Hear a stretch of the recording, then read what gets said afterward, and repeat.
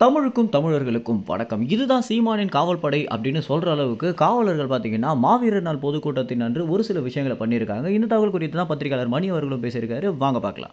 நாம் தமிழர் கட்சியின் சார்பாக சீமான் அவர்கள் நடத்தியிருந்த மாவீரர் நாள் பொதுக்கூட்டத்தினன்று காவலர்கள் பார்த்தீங்கன்னா, நிதானமாக ஓய்வு எடுத்திருந்ததும், அதற்கு பிறகு அந்த இடத்துல எந்தவித சலசலப்புமே ஏற்படாம இருந்ததனால, காவலர்கள் பார்த்தீங்கன்னா, ஓய்வு எடுத்த ஒரு காணொளி இணையத்தில வேகமாக பரவி வருது. அது மட்டும் இல்லாம அங்கிருந்த காவலர்கள் தமிழ் தேசியம் குறித்து விற்கப்படுற புத்தகங்கள வாங்கி படிச்சுட்டு இருந்ததும், சீமானுடைய பேச்ச கூர்ந்து கவனிச்சதெல்லாம் பார்த்தீங்கன்னா, இவங்க உண்மையிலேயே காவலர்கள் தானா? அல்லது நாம் தமிழர் கட்சியுடைய ஆதரவாளர்களா? அப்படின்னு கேட்கிற அளவுக்கு தான் இருந்திருக்கு. என்னதான் திமுகவுக்கு கீழ வேலை செய்யக்கூடிய காவலர்களாக இருந்தாலும், அவங்களுக்குள்ள பார்த்தீங்கன்னா, ஒரு தமிழ் தேசிய உணர்வு இருக்கு அப்படின்றத இந்த ஒரு விஷயம் காட்டியிருக்கு அப்படின்னு சொல்லலாம். ஏன்னா, தமிழ்நாட்டுல எந்த ஒரு அரசியல் கட்சிகள் பொதுக்கூட்டம் போட்டிருந்தாலும், காவலர்கள் பார்த்தீங்கன்னா, நிதானமாக உட்கார்ந்திருக்க ஒரு காணொளிய நம்மளால பார்க்கவே முடியாது. அது மட்டும் இல்லாம காவலர்களுக்கு எப்போதும் அந்த இடத்துல ஒரு வேலை இருக்கும் அப்படின்னே சொல்லலாம். அந்த இடத்துல ஏற்படக்கூடிய சலசலப்ப கட்டுப்படுத்துறதுக்காக காவலர்கள் அவங்க உயிரையே பணய வைக்கிற அளவுக்குலாம் நெறைய விஷயங்கள் நடந்திருக்கு. உதாரணத்திற்கு தாவேகா சார்பாக நடத்தப்பட்ட ரோட் ஷோல காவலர்கள் எவ்வளோ கஷ்டப்பட்டிருந்தாங்க அப்படின்றத நம்ம காணொளி வாயிலாக பார்த்திருப்போம். இந்த மாதிரி எந்தவித தேவையுமே இன்றி நாம் தமிழர் கட்சியில நடத்தப்படுற எல்லா பொதுக்கூட்டங்கள்லயுமே காவலர்கள்